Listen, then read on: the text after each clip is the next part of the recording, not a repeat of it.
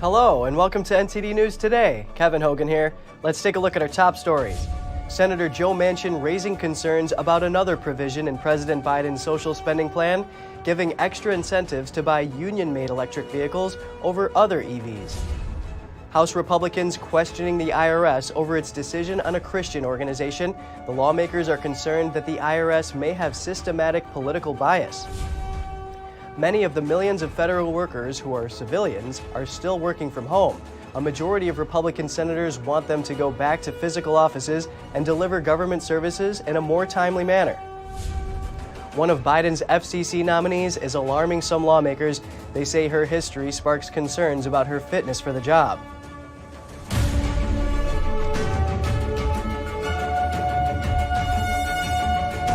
Senator Joe Manchin says he's against giving tax credits for union-made electric vehicles. It's one proposal in President Biden's social spending plan. NTD's Jessica Beatty reports. Centrist Democrat Joe Manchin said Thursday he's against a proposal in President Biden's spending bill that would give bonus tax credits for union-made electric vehicles. Manchin, at a Toyota event in his home state, called the proposal un-American, telling Automotive News, "We shouldn't use everyone's tax dollars to pick winners and losers. If you're a capitalist economy that we are in society, then you let the product speak for itself." Since taking office, Biden's developed close ties with the United Auto Workers Union. The New York Post reports that Republican Senator John Cornyn also criticized the proposal, saying it just seems pretty obvious it's funneling money to supporters. Meanwhile, a new analysis suggests provisions in Biden's social spending bill would violate his promise not to raise taxes on the middle class. The Tax Policy Center writes, taking into account all major tax provisions, roughly 20% to 30% of middle-income households would pay more in taxes in 2022. But it says the tax hikes would be very small, $100 or less for low and middle-income families.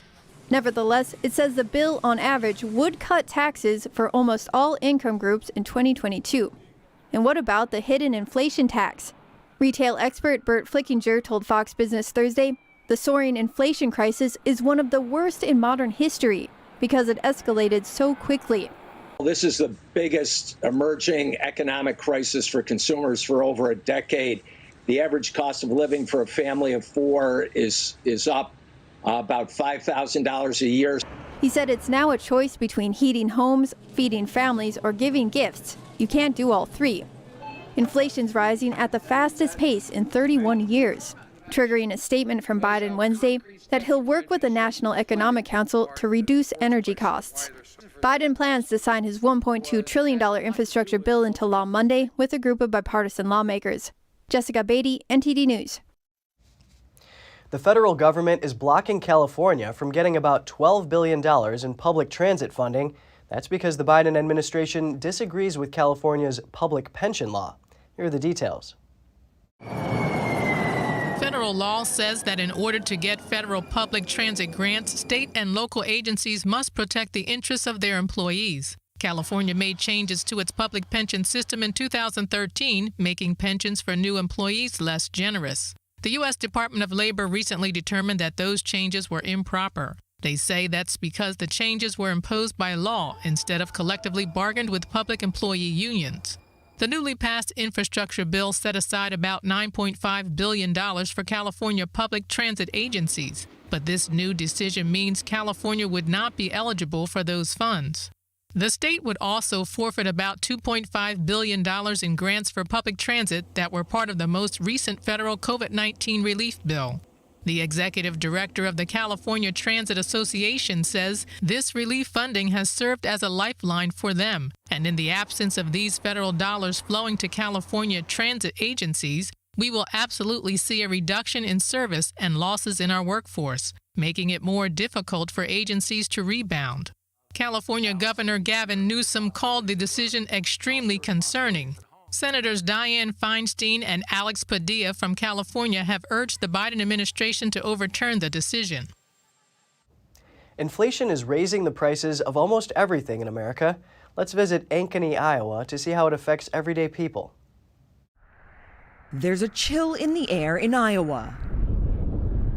Winter is coming. It's coming, so we put the fireplace on and get a little heat that way instead of turning the furnace up. That's because heating bills for many Iowans could nearly double this winter, a warning from the state's largest power provider, Mid-American Energy. We're all hardworking middle-class folks, so, we can't go too far out of our means to make ends meet, but you still got to eat, you still got to live. On Wednesday, the U.S. once again woke up to sticker shock. Gas, cars, energy, and food, just some consumer goods that rose 0.9% together on average in October and are up 6.2% this past year, the biggest 12-month increase since 1990. Bacon was pretty high. I've kind of seen it on the news a little bit, but yeah, it's jumped up a few dollars. The Lenses were also out shopping early for their Thanksgiving dinner. Did you notice that prices were a little bit higher? Yes. Quite a bit higher. And soon the couple will escape the Iowa cold and their high energy bill for Arizona, but it will still cost them. We have a motorhome. It costs a lot to go to Arizona, but we're going anyway. Gas in the state is nearly $3.20 a gallon, up more than $1 in the last year. Ben Thompson is trying to avoid the pain at the pump. I price shop some. That's how I'm out here. The Casey's that I was at was about 44 cents more expensive per gallon than this one. He says his 16-gallon tank costs him $10 more on average. Do you have a deal? At Dewey Ford Car Dealership in Ankeny, a lot that typically holds 900 cars has just 61. I cannot keep hybrid vehicles on my lot. They want to be able to have that so they're not going to the gas pumps to have to go through that. Customers may save on gas by going electric, but the prices of cars are higher than ever. Used cars jumped 2.5% last month, with new cars up 1.4%. A fallout from labor shortages, a supply chain crunch, and consumer demand all meeting the road. Customers are really struggling at this point. When you go back through the last few years, nobody's ever paid full price for cars. As inflation spells trouble for many Americans, rates for rent in cities like New York are rising back up after a drop during the pandemic. Landlords in Manhattan had been offering steep discounts on properties, but not anymore. In October, Manhattan rent rose at its highest rate in more than a decade. The median price for an apartment there comes in at more than $3,300. That's up 18% from a year ago, while two-bedroom apartments are up 20% from a year ago at a whopping $5,100 a month. Jonathan Miller, president and CEO of Miller Samuel, says he expects this trend to continue, especially as international travel demand increases and corporate America returns to work.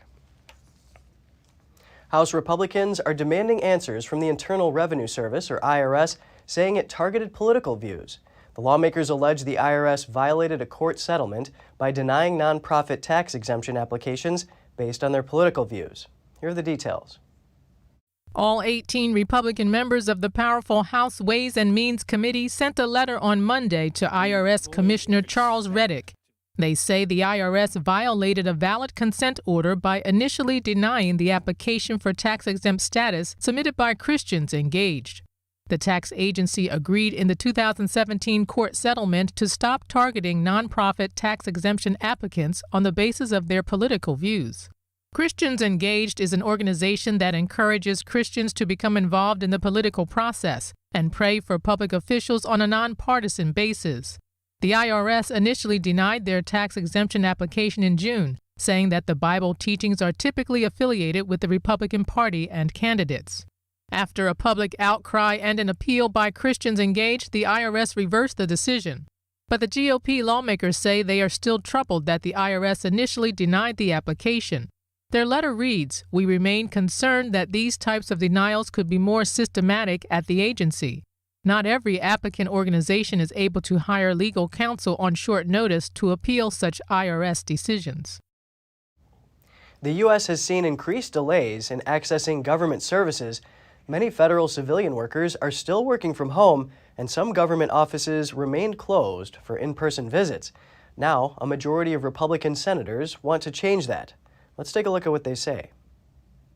42 Republican senators are asking the Biden administration to make federal workers return to their offices and deliver government services to people in a more timely manner. They wrote a letter last week to the Office of Management and Budget, the General Services Administration, and the Office of Personnel Management. The letter reads, "We continue to hear from constituents in our states about a lack of responsiveness from federal agencies. We understand the unique challenges that COVID-19 has presented, but Americans continue to face unprecedented delays in accessing their federal government. This is unacceptable. It is now time to bring back our federal workers and deliver the services that the American people have been promised and expect of their government." The senators give some examples of delays in government services. An estimated 6.8 million taxpayers were still waiting for the IRS to finish processing their individual tax returns as of October 2nd. The Department of Veteran Affairs had a backlog of nearly 182,000 uncompleted claims as of August 30th, and the wait time at the State Department to get a new passport is now 3 to 4.5 months. The senators say 19 out of 20 federal agencies they contacted either have no plan to return their workers to physical offices or are still negotiating with their unions. Former acting ICE Director Tom Homan says Biden's vaccine mandate could lead to about half of Border Patrol agents losing their job, and he says agents are being told to release COVID-positive migrants. But DHS has said all non-citizens are tested and that a negative test is required for entry.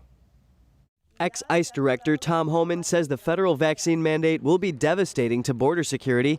He told Fox News about 48% of Border Patrol agents are at risk of losing their jobs over it. Homan said the agents are protesting the mandate and referenced a flow chart showing a re-education phase for those who don't comply. Re-education phase. Education phase. It's like this is China. They're going to be re-educated to follow these explicit rules of the government or they're going to lose their jobs. This is going to be devastating to border security because a lot of agents will lose their jobs over this mandate.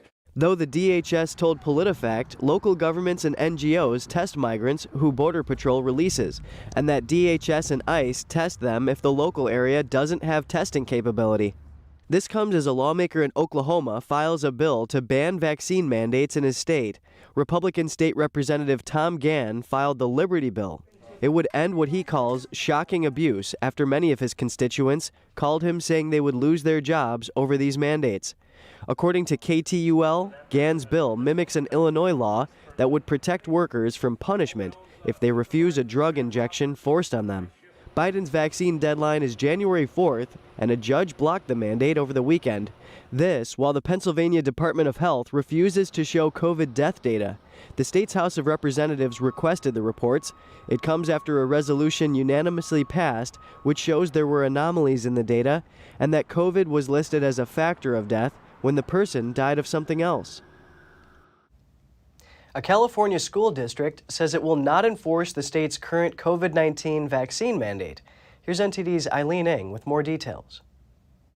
The Calaveras Unified School District Board of Trustees in Northern California voted 5-0 to not support, enforce, or comply with the governor's current vaccine mandate. It stated that the results apply to both students and staff. On October 1st, Governor Gavin Newsom mandated all students K-12 get the vaccine as soon as FDA approves the different age groups to get the shot.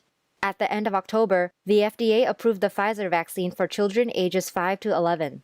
Last week, the district released a statement acknowledging all the voices concerned about the mandates. They say they are aware of the potential impacts on the district in terms of possible liability exposure, funding loss, other forms of actions that can be taken against the district in response. It also states they understand that the superintendent recommends complying with the mandate, but the school district will stand by their decision. NTD reached out to the district and superintendent, but did not hear back by deadline. The district intends to discuss their next actions for masking and testing protocols on November 23rd. Eileen Ng, NTD News, California. More than 2 million at-home COVID-19 tests are being recalled due to high false positive test results. The U.S. Food and Drug Administration says it's a Class 1 recall, the most urgent type. They come from the brand Allume. Regulators say false positives could lead to a delayed diagnosis of treatment of the actual cause of a person's illness. There have been 35 reports of false positives. No deaths have been reported. The FDA says the reliability of negative test results is not affected. The faulty tests were manufactured between February 24th and August 11th and were distributed from April 13th to August 26th. Those who have received a positive result with an Illume test are advised to have a follow-up test. The Biden administration awarded nearly $232 million to Illume in February to produce its at-home tests. And this fall, the administration announced billions more dollars in funding to help make more tests available. President Biden is set to nominate the next commissioner of the Food and Drug Administration and has selected Dr. Rob Calif. He's a longtime cardiologist who previously led the agency during the Obama administration. The selection is expected to be officially announced later on Friday. It concludes a months-long search as the White House struggled to find a qualified candidate who could win Senate confirmation. Biden passed over acting Commissioner Dr. Janet Woodcock. Woodcock was once considered for the role, but it became clear she could not win the support of certain senators. She had been criticized for her role in how the FDA approved opioids when she ran the agency's drug division. The administration was up against a deadline to name a permanent commissioner. Legally, Woodcock couldn't stay on as the acting head past Monday unless a commissioner had been nominated. Senator Lisa Murkowski announces she's running for a fourth term. Her campaign released a video painting her as a strong leader. And I love Alaska with all my heart. The video says she has earned the respect of her colleagues in both parties. Murkowski says she wants to continue growing the economy, strengthening Alaska-based military, and protecting the natural beauty of the state. She warns that people from other states could try to influence the vote for partisan agendas. Murkowski faces several GOP challengers, including a truck driver, a retired Army officer, and a former commissioner of the Alaska Department of Administration. Rivals note that Murkowski voted to convict former President Trump and has sided with President Biden on multiple occasions since he took office. Both Trump and the Republican Party of Alaska have both endorsed former Alaska Administration Department Commissioner Kelly Shabaka for the post. Shabaka says Murkowski has taken stances and cast votes against Alaska's interests. New Jersey gubernatorial challenger Jack Ciattarelli plans to concede the election to Governor Phil Murphy. The Republican candidate trails Murphy by nearly 3 points in the unexpectedly close race. Republican Ciattarelli did not choose to concede after initial results showed him trailing Murphy, but Murphy's campaign has said it's mathematically impossible for him to win after the remaining votes are counted. Ciattarelli's campaign didn't think he would have more votes in the end, but wanted to see if the vote count would be close enough for a recount. On Monday, Ciattarelli's legal counsel said it was the first time the election was conducted under a new law using new technology and voting counting procedures, and the campaign wanted to make sure legal votes were counted. The Republican challenger came closer than observers expected to defeating Democratic Governor Murphy. Florida Governor Ron Desantis is vowing to take action over the Biden administration sending illegal immigrants to Florida. He's offering to send them to President Biden's home state of Delaware instead. DeSantis confirmed to reporters Wednesday that federal agents have been flying underage illegal immigrants to Jacksonville, Florida, after they are apprehended at the southern border, and that his state got to know about it only through leaked reports. There's no notification to the state of Florida. These are done mostly in the middle of the night, and it's clandestine, and we really have no say into it. The governor says this practice has been in place since May of this year and is still continuing. He's promising to take legal action against the Biden administration over this. He also proposed a plan of his own. My view would be, why don't we, if they're going to come here, we'll provide buses and provide them. I will send them to Delaware and do that. I mean, if he's not going to support the border being secured, then he should be able to have everyone there. This came just days after a 24-year-old illegal immigrant from Honduras who posed as a 17-year-old was arrested and charged with murder in Jacksonville. We had somebody that was murdered by somebody that was brought in by Biden. DeSantis accuses the federal government of abandoning its responsibility to secure the border. If it's a federal responsibility, then they have a responsibility to discharge the duties and enforce the law. If they're not doing that, then clearly I think a state should be able to come in and provide protections. And so that's what we're going to be looking to do.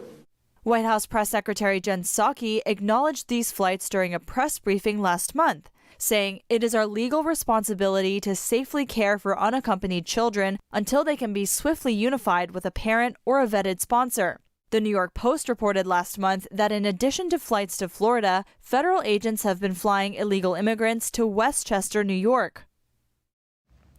A federal court is ordering the Justice Department to stop extracting and reviewing data from cell phones owned by Project Veritas founder James O'Keefe. The judge has given the Justice Department until today to confirm via email that it has stopped searching the phones. The devices were obtained when the FBI raided O'Keefe's home in Westchester County, New York on November 6th. The Project Veritas founder sent out an earlier statement saying that current and former Veritas employees' homes were searched by FBI agents. He noted that they appeared to be investigating the alleged theft of a diary belonging to President Biden's daughter, adding that the investigation seemed overblown and highly political. Project Veritas is best known for investigating government and corporate corruption and posting undercover videos online.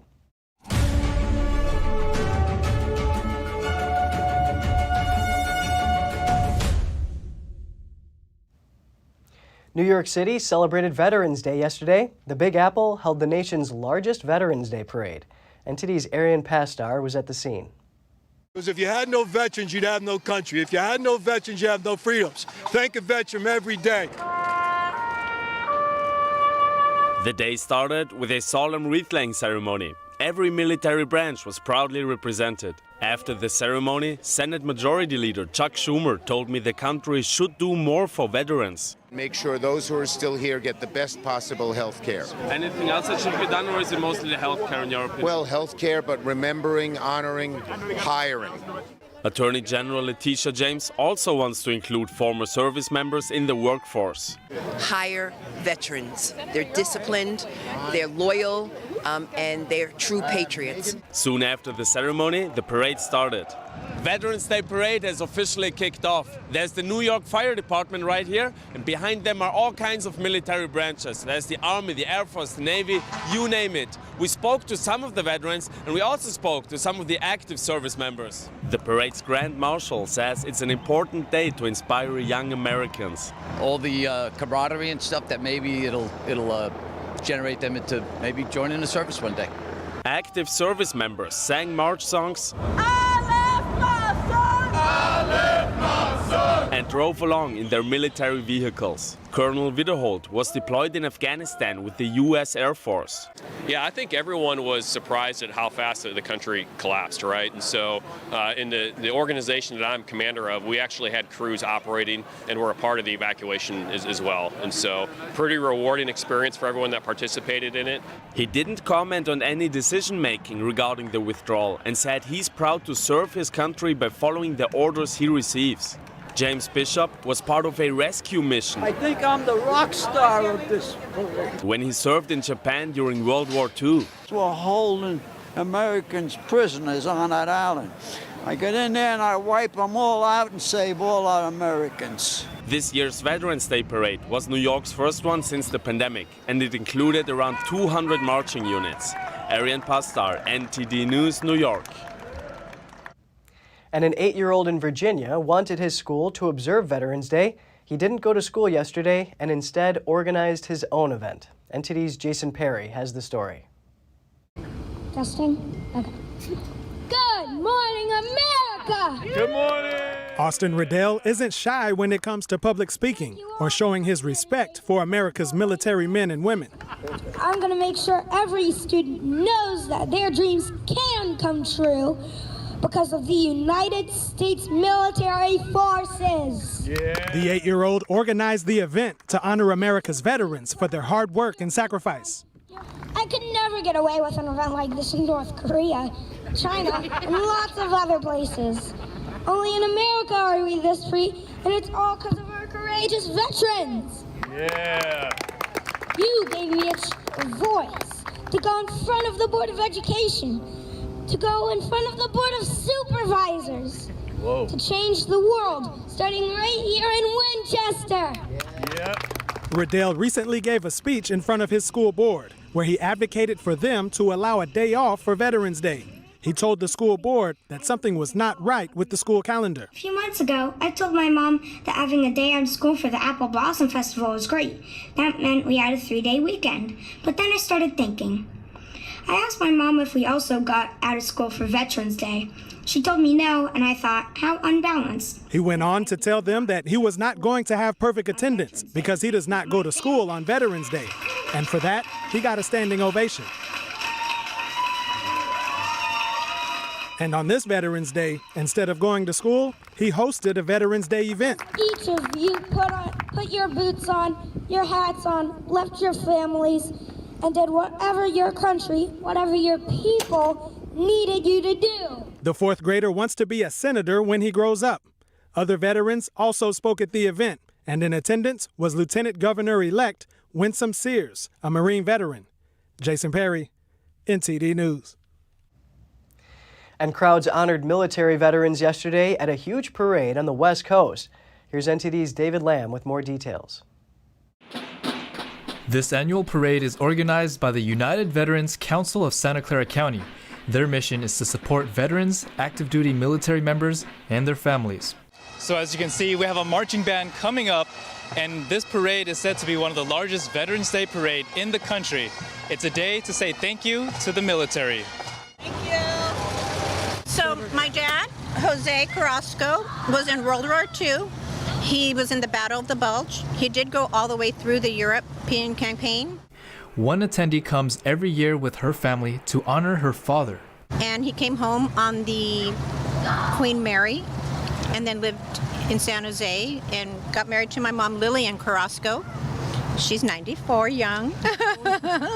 They are friends for life. Before they went to the war, they knew each other. And Tomas, my mom and my dad, and they all know each other from back in the day. So they're together once again. A wide lineup of military and classic cars also joined the parade. I like the cars like go by, and the people holding the guns.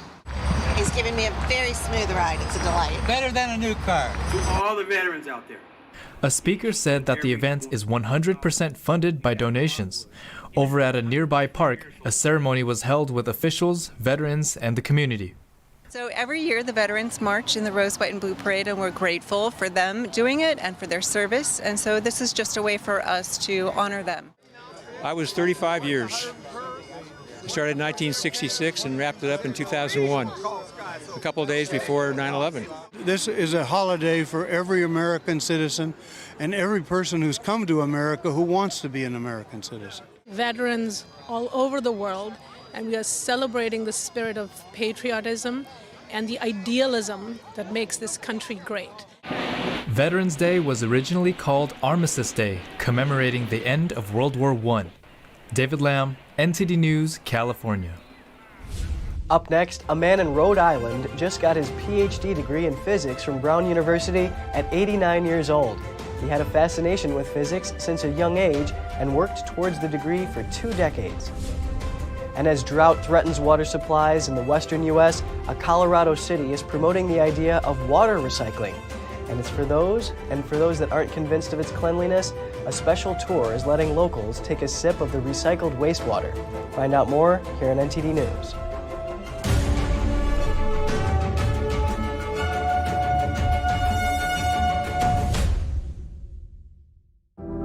Secure, the true solution for your digital privacy and security. Secure is a private and secure messaging and email solution hosted in Switzerland, using military-grade encryption and Swiss privacy laws, giving you true privacy.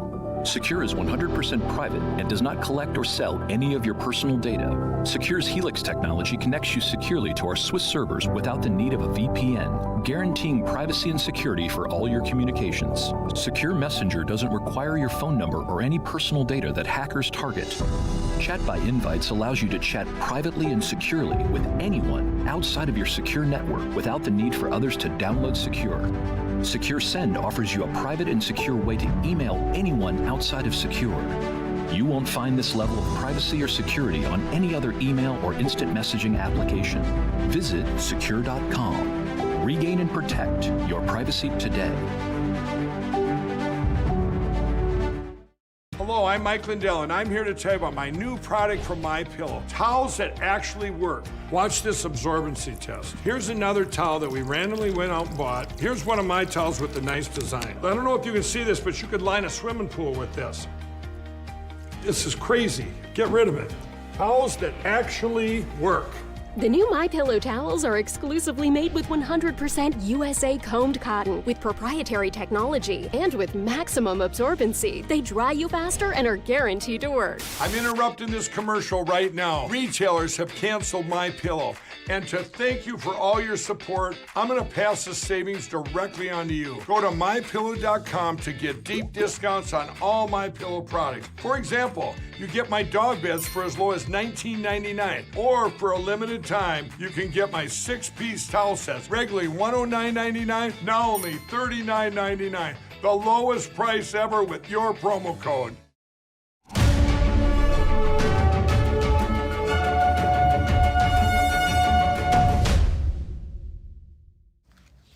President Biden has nominated Gigi Sohn to the Federal Communications Commission, but her history of advocating government control of the media has some GOP senators worried. They fear she may use the agency as a tool for censorship. Here's more. Senate Republicans are lining up against President Biden's nomination of Gigi Sohn to the Federal Communications Commission, or FCC.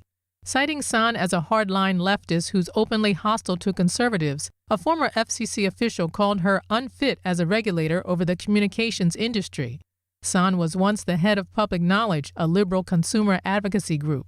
On Twitter, she recently called on the FCC to examine whether the right-leaning TV broadcasting company Sinclair Broadcast Group is qualified to be a broadcast licensee at all. She also ridiculed Supreme Court Justice Brett Kavanaugh as, in her words, an angry white man during his confirmation hearing. Those actions have prompted strong Republican pushback over her nomination. Senator Lindsey Graham dubbed Sohn a complete political ideologue. He wrote on Twitter this week that he will do everything in his power to convince colleagues on both sides of the aisle to reject this extreme nominee, while Senate Minority Whip John Thune told media he believes Sohn would represent big government stepping on the scales. A recent editorial in the Wall Street Journal also called attention to the possibility of her using the post to censor conservative outlets.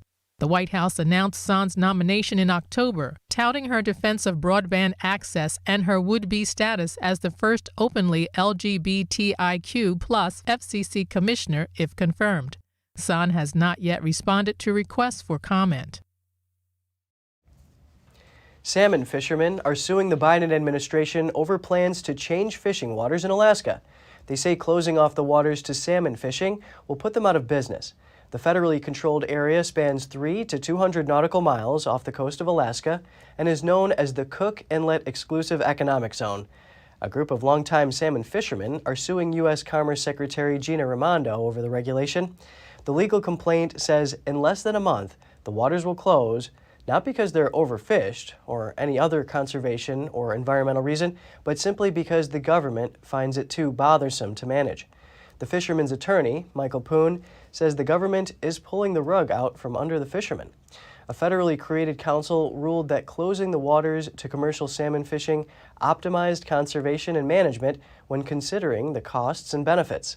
Poon says the council has too much authority to make or break people's lives, and that the regulation is going to wipe out his clients' 50-year-long careers. Drought is threatening water supplies in the West. In Colorado, a city is boosting support for water recycling through an exhibition. There, visitors can personally taste recycled wastewater, which is clean and safe to consume. In the city of Colorado Springs, a mobile exhibit on water recycling is on tour. Water? Participants have a chance to sample treated wastewater by taking a sip themselves. Good. Really? I wasn't at all surprised because I knew that they had to purify and clean water some way, but I was really wowed and amazed. Tour guides also reassure visitors that the purification process is essentially carbon-based. All right, come on in. Posing no harm to the human body. This is actually carbon. It's granular active carbon. It's a media, so that carbon is On this side is absorbing whatever's left, the contaminants of concern that's left. Colorado Springs Utilities organized the exhibition. Visitors start the tour by learning how water is treated to make direct potable water. Direct potable reuse basically takes the water from the water resource recovery facility. Instead of releasing it to the creek, we would then pipe it to our water treatment plant, treat it further to meet drinking water standards, and then send it to your home. That means sterilizing wastewater from toilets, sinks, and factories, and eventually piping it back as tap water. The concept of toilet to tap used to be a turnoff for many people. But in dry regions where increased drought and overpopulation continue to put pressure on water supplies, the idea is drawing renewed attention across. Every time we're using water, whether it's agriculturally or domestically, we need to be looking at opportunities to use that water most efficiently. And so direct potable reuse provides us an additional opportunity to be more efficient with the water supplies that we have. Water recycling has become an urgent concern after a mega drought across the West brought major reservoirs, Lake Powell and Lake Mead, to historic lows. In Colorado, many cities have already started recycling water, though for non-drinking purposes. But nationwide, over 20 communities are now consuming recycled water, and that number is projected to be more than double in the next 15 years. Brown University is celebrating one of its students for achieving something unusual, getting a physics Ph.D. at age 89. The man had done medical research for most of his life, but deep down, he had always wanted to be a physicist. Let's take a look. Manfred Steiner was a teenager in Austria when he was inspired to become a physicist, but his family advised him to study medicine instead. He came to the U.S. in 1955 and had a successful career studying blood and blood disorders. I always thought, once I'm finished with medicine, I really don't want to spend my life just sitting around and maybe doing a little golfing or doing something like that. I wanted to keep active. I was always afraid, I would be totally lost in my older age if I didn't have something. At age 70, he started taking undergrad classes at Brown University in Rhode Island.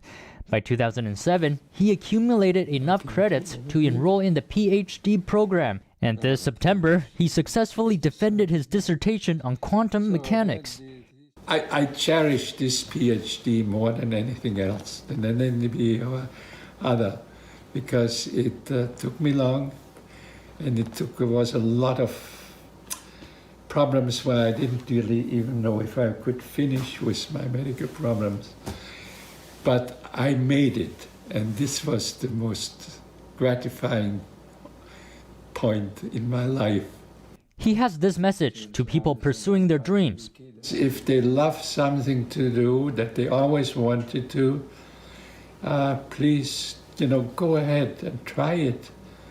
Do pursue it, because later in life you maybe regret it that you didn't do that. Steiner hopes that in the future he can work with the professors he became friends with at Brown University. Still to come, Italy uses bacteria to restore ancient works of art.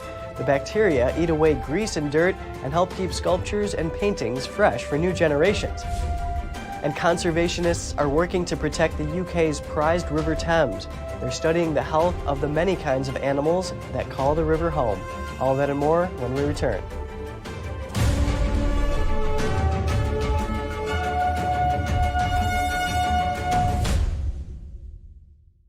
Is deep-sea fish oil really healthy? Due to pollution in the oceans, most fish contain heavy metal elements and radioactive substances. That's why it's so important to choose a pure source of omega-3. Puritan green vegetable omega-3 is made from purslane and perilla seeds, which are rich in nutrients and minerals, especially vitamins A, D, E, calcium, and iron. With natural processing and no harmful chemical additives, it has more than 90% concentration of omegas 3, 6, 7, and 9. It effectively improves brain power and is beneficial to the heart's health. Puretang Omega-3 does not smell of fish and contains no pollutants, so both adults and children can safely and easily consume it over a long period of time. Puretang Green Vegetable Omega-3. Eat 2 a day and you'll feel brand new!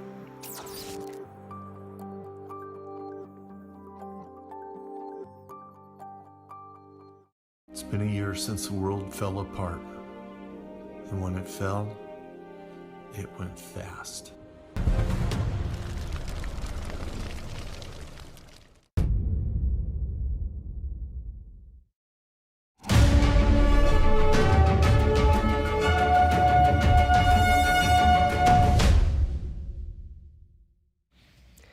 It's the latest innovation in the field of restoring historical works of art, bacteria work. In Italy, restorers are using a specific type of bacteria to clean up dirt, damage, and aging on sculptures and even on paintings. These tiny organisms even helped restore Michelangelo's statues in the Medici Chapel. A laser burns away the grime of 18 centuries, caked onto the arch of Septimus Severus in the Forum. Rome may be the eternal city. Its ancient artifacts, however, are not, under unrelenting assault by the ravages of time, pollution, acid rain, and the sweat and breath of millions of tourists. Conservator Alessandro Lugari and his colleagues are using the latest technology to try to salvage the city's treasures. See the block, he asks? It's about 4 cubic meters, several tons, and inside there are billions of bacteria. Bacteria that ever so slowly disfigures and erodes the marble. We built a box so it would be dark, Lugari explains. The temperature and humidity should be relatively high to recreate conditions on the outside like those inside. They then covered the outside of the marble with enzymes, drawing the bacteria out to the surface where it calcified, strengthening the stone. While some fight bacteria, others are using it to eat away grease and dirt. Microbiologist Ciattarelli and her team at ENEA, Italy's National Agency for New Technologies, search for potentially useful strains of bacteria in industrial waste sites, abandoned mines, and from the distant past. They've already been selected by nature to develop potential abilities which we can test and study and apply, she says. This strain we collected from an Etruscan tomb. It's a complicated process, isolating individual strains that thrive on the right kind of filth, sequencing the DNA, and then putting them to work. Silvia Borghini shows us the results in the garden of the Museo Nazionale Romano. With a toothbrush, she removes gel suffused with bacteria from a block of marble once part of a 4th century Roman bridge. The cleanest strip was covered for 24 hours with the SH7 strain. It's easy to apply, and afterwards the artifacts stay clean, Sylvia says. It doesn't harm the environment, it's not toxic for us or the flora in the garden. It's perfect. And therein lies the paradox. A single-celled organism could help preserve this city's ancient glory. The River Thames was declared dead over 60 years ago, but a major report on the state of the river found the water quality has improved significantly. Many species are thriving, including seahorses and sharks, but scientists say rising water temperatures and pollution still pose a risk. NTD's Joy Felix has the story. The River Thames, the second longest river in the UK, is getting a health check. Volunteers and staff from the Zoological Society of London are sampling the habitats on the banks of the river near London to count and identify the shellfish within them.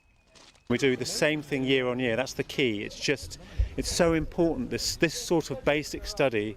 We won't know how the Thames is changing without basic studies like this. Ciattarelli has been in charge of the sampling since 2008. He and his colleagues found the ecosystem of the Thames has changed over time. Over the last 50 years, 1 new species has been introduced per year. Well, we have records that the Thames is one of the most invaded, for want of a better word, environment in the whole world. So introduced species brought here from other parts of the world. While some are harmless, others can have dire consequences for the ecosystem. The river was declared biologically dead and deprived of oxygen in 1957 by the Natural History Museum. But the situation changed for the better. The river is now healthy and thriving. We've got over 115 species of fish living here, 92 birds, an abundance of marine mammals, seals, sharks even, and of course very cute seahorses that live in the outer estuary. While no videos of sharks have been recorded in the River Thames yet, the species of shark present here are similar to the one already observed in Wales. Dept says that all parts of the river should be protected, with an emphasis on the estuary as it is an important nursery area. So we've found during our surveys over 20 different types of species that breed, including sea bass, which we all enjoy eating, seahorses out in Greenwich, part of our juvenile surveys, again small ones, and other fish called, including a cousin of salmon called smelt, which actually smells of cucumber. The Zoological Society of London published its major report on the state of the Thames on Wednesday. It warns of threats from rising water temperature and pollution. The main pollutants are single-use plastic bottles and sewage. Joy Felix, NTD News.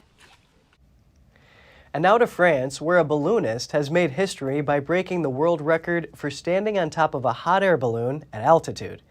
Video shows the moment Rémi Ouvrard stands high up in the heavens on the balloon. He's at nearly 12,000 feet tall. The 28-year-old stepped up to the challenge for a fundraiser called the French Telethon. It raises money for research into rare neuromuscular disease. And this is now Ouvrard's first world record. This is not Ouvrard's first world record. In 2020, he balanced on a hot air balloon at nearly 4,000 feet above sea level. Talk about holiday humbug. It looks like Santa Claus might not be coming to every small town and city this year. A tight labor market has many people across the U.S. unable to book one of Santa's helpers, meaning no visits for the kids ahead of the holidays. The head of a professional Santa Claus school in Denver says the region is down about 10 to 15% of Santas this year. She explains, quote, "The sad part is COVID and COVID-related deaths have taken a great toll on the Santa industry. Other Santa staffing agencies say the demand is up over 120%. The current labor market has left companies in other industries struggling as well, including trucking, veterinary services, and hospitality." The iconic Rockefeller Center Christmas tree is officially on its way to New York City. For the first time ever, the tree is coming from the state of Maryland. Take a look at this. The 79-foot, 12-ton Norway spruce was donated by a family in Elkton. Crews have been prepping it for transport by securing all the branches. It's set to arrive at Rockefeller Center tomorrow. This year's tree will be wrapped in 50,000 multicolored, energy-efficient LED lights. It will also be crowned with the Swarovski crystal star. The tree lighting ceremony is scheduled for Wednesday, December 1st. Since terms like fake news and false narratives have become common in our modern-day culture, telling true stories through mediums like documentary films has become ever more important, but also more challenging. NTD's Kay Rubicek has the story. We don't want to be Sundance. We don't want to be Sundance Light. We're building something that is unique. I've had a couple of situations in my life that were life-defining, where I had to sit and think, now the most expeditious thing would be to go against what I really believe in and to do something because I would make more money, I would get more accolades. And I've always, thanks to my mother and father, been able to say to myself, no, if you compromise on this, then you'll compromise when it really counts. Most films, nobody cares whether it's seen or not, but this one, there are people that don't want it to be seen, your film. Yeah. So that's even more important to have it seen. For me, a feature film, you leave and you feel, excited or exhilarated based on the thing, but then you kind of forget about it right after you leave. With a documentary, you're learning something new, something that impacts your life. You definitely leave a documentary feeling changed. That movie, your movie, is so immensely emotional to me, because when I see somebody who's willing to stand up for their beliefs in the face of their life being threatened and the lives of their family being threatened, to me, that is so heroic and so courageous. I just want to be able to find out where they are and sit down and talk with them and tell them how wonderful they are. I find it so hard to believe that we live in this century and that there are people worldwide that are experiencing this kind of persecution. And I think the other thing that kind of came as a shock to me is to see that the world knows about this. But just like during the time of Nazi invasions and other things, it's like the world refuses to act. How could he have not have? He didn't break. He never broke. 12 years and he never broke. They say everybody has a breaking point. It's not a matter of if, it's when. This man didn't, and then has the intestinal fortitude to map out the chair. So my father will sit on there to show how to use it. Only if he's okay doing so. Oh, okay. So push the stomach to make sure people cannot move here. Such a sacrifice that we documentarians go through to tell a story like this, because it's not commercial and we know that it's going to be shut down, but we both have the courage to do it anyway. Tune in to Life and Times every week on NTD Television. Thanks for watching. At NTD, we're honored to be your source for the news. Catch us again tonight at 6:30 Eastern. In New York City, I'm Kevin Hogan.